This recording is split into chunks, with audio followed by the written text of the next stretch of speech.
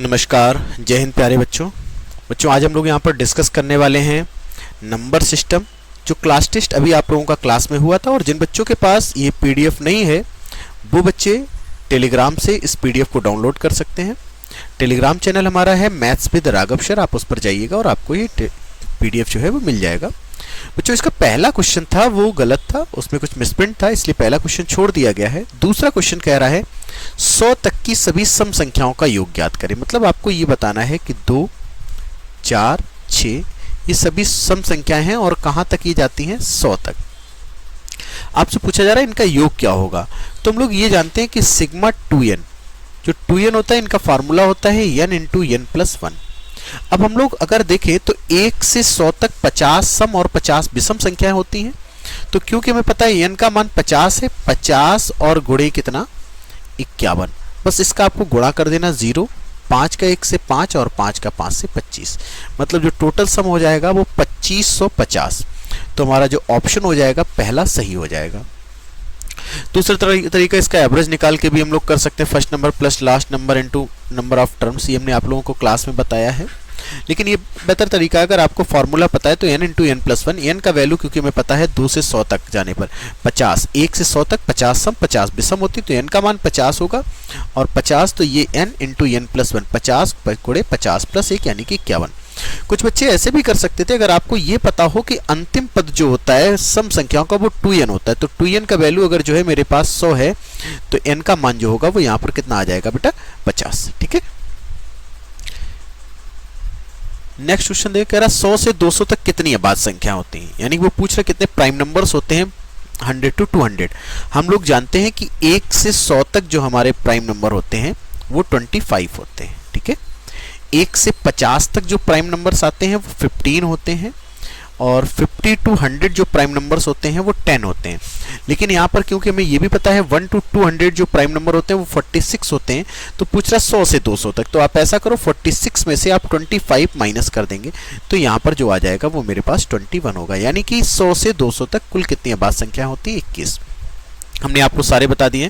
1 से 100 तक 25 होते हैं, 1 से 50 तक 15 होते हैं, 50 से 100 तक 10 होते हैं और 1 से 200 तक 46 होते हैं। 46 में से 25 घटा देंगे तो 21। प्राइम नंबर्स को लिखने का भी हमने आपको फॉर्मूला बताया होगा, 6n प्लस माइनस 1 का टर्म होता है जिससे ये प्राइम नंबर सारे लिखे जाते हैं।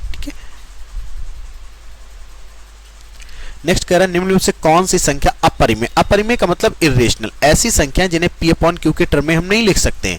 हमने आपको इसके लिए बताया था जितने भी सिंबल होते हैं ये सब जो होते हैं अपरिमेय संख्याओं में आते हैं। तो यहाँ पर हमें दिख रहा है कि पाई जो है एक सिंबल है, तो पाई सिंबल है इसलिए पाई जो होगी वो अपरिमेय संख्या होगी, जबकि 22/7 और 3.14 जो होगी वो परिमेय संख्याएं होंगी। अगला क्वेश्चन कह रहा 100 तक की सभी सम और विषम संख्याओं का योगफल। बड़ा अच्छा सा क्वेश्चन है, उसने पूछा 100 तक सभी सम और विषम, मतलब सभी संख्याएं आ जाएंगी 1, 2, 3, 4 से कहां तक जाना है हमें 100 तक और इनका योगफल। तो अभी आप लोगों को पता होगा, हमने आपको एक दिन शॉर्ट वीडियो एक डाला था, उसमें बताया था कि अगर संख्याएं 10 की पावर n के टर्म में खत्म हो रही हैं लास्ट टर्म में और शुरुआत उनकी 1 से हो रही है तो इनका जो सम होता है इस 100 का आधा कितना होगा बच्चा 50, और एक बार आपको 50 और लिखना पड़ेगा, तो आंसर नंबर फर्स्ट हमारा हो जाएगा। नेक्स्ट कह रहा है 250 के कितने विभाजक। विभाजक का मतलब होता है टोटल फैक्टर, वो आपसे पूछ रहा है इसके टोटल फैक्टर कितने होंगे, और टोटल फैक्टर निकालने के लिए सबसे पहले हमें इसके प्राइम फैक्टर करने पड़ते हैं 250। तो अब इसे हम लोग किससे भाग करेंगे बेटा 2 से। 2 से भाग करेंगे तो 125 बार। अब क्योंकि 2 से भाग नहीं जाएगा 5 से जाएगा, तो 5 से कितनी बार 25 बार। फिर 5 से करेंगे तो 5 से 5 बार, और इसे एक बार 5 से और कर देंगे तो 5 से 1 बार। इसका मतलब ये हो जाएगा कि 2 की पावर 1 होगा और 5 की पावर 3 होगा। अब हमसे पूछा जा रहा है इसके कितने विभाजक, यानी कि टोटल फैक्टर। तो टोटल फैक्टर कैसे निकालते हैं, तरीका ये है कि आप इसकी घात जो भी आई है, जैसे यहाँ की 2 की पावर 1 है तो करना क्या होगा बच्चा, इसमें हमें 1 में 1 को ऐड कर देना है, और 5 की पावर 3 है 3 में 1 को ऐड कर देना है। ये आ जाएगा 2 गुणे कितना 4, 4 का डबल 8, यानी कि टोटल फैक्टर जो होंगे वो कितने आ जाएंगे यहाँ पर 8 आ जाएंगे। 60 के गुणनखंडों की संख्या सेम है, वहां पर विभाजक लिख दिया जाए, यहाँ पर गुणनखंड लिख दिए तो 60। फिर से तरीका वही है कि हमें क्या करना चाहिए 60 के प्राइम फैक्टर, 2 से भाग करेंगे कितनी बार जाएगा, 30 बार। फिर 2 से बच्चा 15 बार। 3 से अब भाग करेंगे 5 बार और 5 से भाग करेंगे तो 1 बार। इसका मतलब हुआ 2 की घात 2, 3 की घात 1 और 5 की घात 1। अगर इसे हम लोग करेंगे फिर सॉल्व, 2 में 1 जोड़ेंगे 3, फिर 3 की घात 1 है, 1 में 1 जोड़ेंगे 2, 5 की घात 1 है, 1 में 1 जोड़ेंगे 2, 3 का डबल 6 और 6 का डबल कितना, 12। यानी कि इसके जो टोटल फैक्टर होंगे वो कितने हो जाएंगे, 12। नेक्स्ट क्वेश्चन कह रहा है किसी संख्या को 5 से भाग करने पर शेष 3 रह जाता है, उसी संख्या के वर्ग को 5 से भाग करने पर क्या शेष रहेगा। एक कॉन्सेप्ट हमने आप लोगों को क्लास में पढ़ा है कि अगर आपने किसी नंबर को 5 से भाग किया है, शेष जो है वो 3 है, कह रहा इसी संख्या के वर्ग को अगर 5 से भाग करें तो शेष क्या। तो एक तरीका ये भी था कि आप 3 का वर्ग करें। हमने आप बताया शेष का वर्ग कितना होगा, 3 का वर्ग कितना आ जाएगा, 9, और इसे हमें 5 से भाग करना है। अगर 5 से भाग करेंगे एक बार जाएगा 5 और शेष कितना बचेगा, 4। तो आंसर बन जाएगा 4। आप चाहते तो, क्योंकि क्वेश्चन बहुत ही छोटा है, तो ऐसे में आप इस क्वेश्चन को एज्यूम भी कर सकते थे, अपनी तरफ से वैल्यू ले सकते। जैसे हम आपसे कहते तो आप बताते कि अगर सर 8 का भाग हम लोग 5 में करेंगे, एक बार जाएगा 5 और शेष कितना, 3। मतलब ये कंडीशन उसने पहली वाली जो कंडीशन है 5 से भाग तय करने पर 3 से सेटिस्फाई कर दिया। अब क्या करना चाहिए, 8 का वर्ग कितना होता है, 64। 64 को अगर 5 से भाग करेंगे तो हम लोग जानते हैं 12 बार जाता है, 12 पंचे होता है 60, तो शेष कितना बच जाएगा, 4। तो इससे भी हमारा आंसर जो होगा वो 4 ही आ जाएगा। अगला क्वेश्चन कह रहा है निम्नलिखित में से कौन सा विकल्प 9 से विभाज्य है। 9 से विभाज्य मतलब ये होना चाहिए कि वो जो 9 से नंबर विभाज्य होगा वो हमारा आंसर बनेगा। और 9 की डिविजिबिलिटी हम लोग चेक कैसे करते हैं, सभी संख्याओं का योग, sum of digit is divided by 9।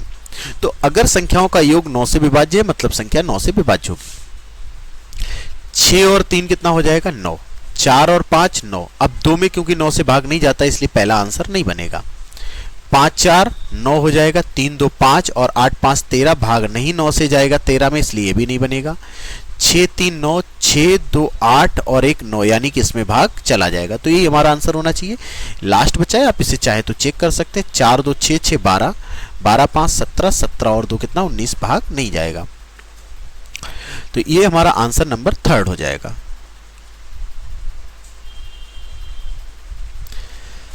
सत्रह 1728 की घात 26 और 2 की घात 156 को आपको 16 से विभाजित किया जाए तो पूछ रहा है कि यहां पर शेष क्या होगा। 1728 इसकी पावर जो है वो 26 है और यहां पर 2 की पावर 156, 156। कह रहा है इस पूरे फ्रैक्शन को, पूरे नंबर को आपको डिवाइड किससे करना है, 16 से। तो पूछा जा रहा है यहां पर शेष क्या होगा। ऐसी कंडीशन में हमें यह करना चाहिए कि हमें सबसे पहले इनकी पावर को इक्वल करना चाहिए। यहां 26 है, हम जानते हैं कि अगर 26 गुणे 6 करेंगे, 26 गुणे 6, 6 का 6 से 36, 3 12 और 3 कितना 15, कितना होता है बच्चा 26 गुणे 6 156। मतलब ये कि इस फ्रैक्शन को हम लोग, इस नंबर को हम लोग लिख सकते हैं 1728 की घात 26 माइनस 2 की घात 6 और इस पूरे फ्रैक्शन की घात कितनी हो जाएगी, इस पूरे नंबर की घात हो जाएगी 26। ठीक है, अब अगर इसे हम लोग सॉल्व करें तो कैसे करेंगे, 1728 ठीक है की घात 26 है, 2 की घात 6 कितना होता है 64 की घात कितना 26। तो अब हम जानते हैं कि अगर a cube minus B cube, तो इसके दो factor, a square minus B square, इसके दो फैक्टर हो सकते हैं। एक हो सकता है a प्लस बी और एक हो सकता है a माइनस बी। मतलब एक होगा 1728 प्लस 64 और एक हो जाएगा बच्चा 1728 माइनस 64। ठीक है, अगर हम लोग इसे जोड़ेंगे 8 4 12, 6 2 8 और 1 9 और इधर आ जाएगा 1792 गुणे, इसे घटाएंगे 8 में से 4 गया तो 4, 12 में से 6 गया तो 6 और यहां पर 1664। अब अगर हम आपसे पूछें कि क्या इनमें से कोई संख्या 16 से डिविजिबल है, तो 16 से भाग करके अगर देखेंगे तो 16 से अगर इसमें भाग देंगे, 16 से एक बार 16 एक बचेगा 19 आ गया, फिर आ जाएगा बच्चा 16 से एक बार। ठीक है, 16 से एक बार 16 एक बचेगा 19, 16 से एक बार 3 बचेगा और 16 से दो बार 32, यानी कि ये नंबर पूरा पूरा डिवाइड हो जाएगा। इसका मतलब इसका शेषफल कितना आ जाएगा 0। तो हमारा आंसर कौन सा बन जाएगा शायद आप लोगों को समझ में आ गया होगा। अगर समझ में नहीं आ रहा है तो हम एक बार आपको इसे फिर से एक्सप्लेन कर देंगे।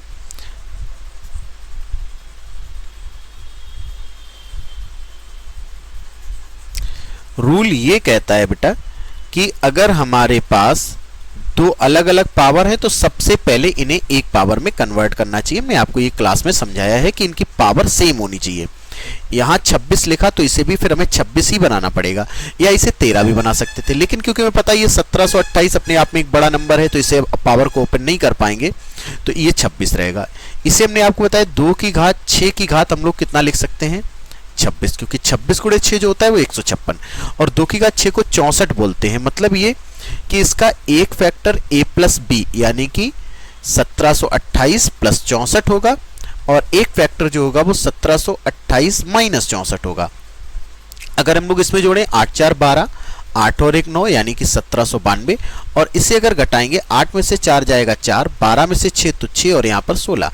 हमें इसे 16 से भाग करना था। अगर हम 16 से भाग करें, क्योंकि अभी और भी कुछ बचेगा, लेकिन हमें इसे भाग करके जैसे देखा ये पूरा पूरा कट जाएगा, इसका मतलब हुआ कि इसका शेषफल कितना आ जाएगा 0। कह रहा है कि भाई इसे 106 से भाग करना है तो शेषफल क्या होगा। रूल हमने आप लोगों को बताया है कि if a cube plus B cube जो है वो उसका एक फैक्टर हमेशा क्या होता है a प्लस बी होता है। तो अगर हम लोग 25 और 26 का लगाएंगे, कहा 13 13 है, मतलब इसका एक फैक्टर 25 प्लस 26 होगा या नहीं होगा। इसी तरीके से अगर हम इसके बीच में लगाएंगे तो 27 और 28, घात फिर से ऑड है तो इसका एक फैक्टर 27 प्लस 28 होगा। इस पूरे को अगर हम लोग जोड़ना चाहें तो 25 गुणे 4 100 हो जाएगा। यहाँ से एक एक्स्ट्रा है, यहाँ पर 2 एक्स्ट्रा है, और यहाँ पर 3 3 2 5 और 1 6, मतलब पूरे को जोड़ने पर कितना आया 106, और इसके बाद यहाँ पर कुछ और बना रहेगा। बट अगर हम इसे 106 से डिवाइड करेंगे तो ये क्योंकि पूरा पूरा डिवाइड हो जाएगा, तो ऐसी कंडीशन में हमारा शेषफल फिर से कितना आ जाएगा 0।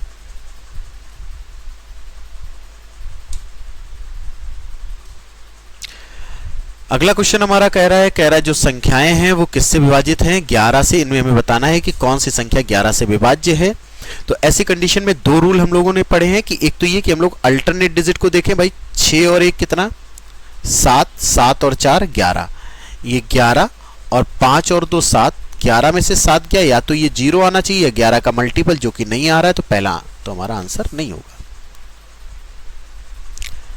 1 और 5 6, 6 और 6 12, और इधर देखें 5 2 7, 12 में से 7 घटा देंगे बचेगा 5, जो कि 11 से डिवाइड नहीं हो रहा, तो ये नंबर भी फिर आंसर नहीं होगा। 1 और 5 6, 6 में 0 जोड़ेंगे तो बच्चा 6, इधर आ जाएगा 4 2 6, 6 माइनस 6 यानी कि हमारा आंसर 0 आ गया, यानी कि हमारा ऑप्शन नंबर 3 हो जाएगा। 4 और 1 5, 5 और 6 कितना 11, और 5 2 7 यानी कि ये फिर से नहीं जाएगा। चौथा भी चेक कर लिया, जरूरत उसकी थी नहीं। इसका एक हमने आपको एक तरीका और बताया होगा, वैसे ये अच्छा तरीका है, लेकिन हमने आपको ये भी बताया होगा कि अगर 1 4 5 2 0 लिखा, आप क्या करें 1 में से 4 घटाएं -3, फिर 5 में से 2 घटाएं तो +3, इससे से कैंसिल हो गया, यानी कितना आ गया 0। इसका मतलब ये संख्या भी 11 से डिवाइड हो जाएगी। अगला क्वेश्चन कह रहा है यदि एक संख्या का 2/3 जो है वो 216 है, एक नंबर है, इसका बच्चा 2/3 कितना दिया गया हम लोगों को 216, कह रहा उस संख्या का 1/18। अगर हम आपसे पूछें यहाँ से संख्या कैसे निकलेगी तो आप कहेंगे 216 गुणे 3/2। बच्चों क्योंकि अभी आप लोग बिल्कुल नए हैं और आप क्लास में भी बिल्कुल स्टार्ट किए आपने प्रिपरेशन करना, तो आप ये जरूर ध्यान रखा करें कि ये छोटी छोटी जो कैलकुलेशन है कभी कभी आपको परेशान करती है। आप लोग कैलकुलेशन को यहाँ से करने लगते हैं, नहीं आपको यहाँ से नहीं करना, आपको लास्ट से करना है। हमारा नंबर तो ये आ गया, कह रहा है इस संख्या का 1/18, तो इसका हम लोगों को कितना और निकाल देना 1/18। 3 से डिवाइड करेंगे कितनी बार आ जाएगा 6 बार, 6 से डिवाइड करेंगे कितनी बार आ जाएगा 3 बार और 6 बार, 2 से 36 को डिवाइड करेंगे तो 18 बार, यानी कि हमारा ऑप्शन नंबर 3 सही हो जाएगा। अगला क्वेश्चन कह रहा है कि दो संख्याओं का योग 150 है, अगर एक संख्या का 1/4, दो संख्याओं का योग कितना है 150। इन संख्याओं को हम लोगों ने दो भागों में डिवाइड कर लिया, एक संख्या x हो गई तो अगली संख्या होगी 150 माइनस x। एक संख्या का 1/4 इससे यानी कि इसका 1/4, अन्य के छठे हिस्से, छठे हिस्से का मतलब होता है 1/6 से 5 अधिक है। कह रहा है एक संख्या का 1/4 अन्य के छठे हिस्से से कितना अधिक है, 5 अधिक। मतलब इसमें से अगर आप ये घटा देंगे तो आपके पास कितना बचना चाहिए, 5। तो क्या हम लोग इनका एलसीएम ले सकते हैं? एलसीएम आ जाएगा 12, 4 से 3 बार तो आ जाएगा 3x माइनस 6 से 2 बार, 2 का गुणा इस पूरे में करना है। तो बच्चा देखो, अगर 2 का गुणा करना है तो 150 का डबल कितना, 300 और माइनस 2x और बराबर कितना लिखा है, 5। आप 3x, ये माइनस और माइनस प्लस का हो जाएगा, 3 और 2 कितना आ जाएगा, यहां पर हम लोग सॉल्व किए ले रहे हैं। 3 और 2 जो होगा वो निकल करके आएगा हमारा 5x, ये 3x और माइनस माइनस कितना हो जाएगा, प्लस, और ये माइनस का 300, 5x माइनस 300 और बराबर 12 पंचे कितना हो जाएगा, 60। तो अगर हम लोग यहाँ से 5x का वैल्यू देखेंगे कितना निकल के आएगा, 360। तो ax का मान हो जाएगा 360/5। 5 से कितनी बार, 7 बार और 2 बार, मतलब हमारा एक संख्या जो निकल के आई वो कितनी आ गई, 72। और दूसरी संख्या निकालेंगे तो दूसरी संख्या मेरे पास कितनी आ जाएगी, 78। अगर हम इसमें से घटा देंगे तो 10 में से 2 गया 8 और यहाँ पर 14 में 7 गया 7। पूछा जा रहा है छोटी संख्या, तो 78 और 72 में छोटी संख्या कौन सी आ गई, 72।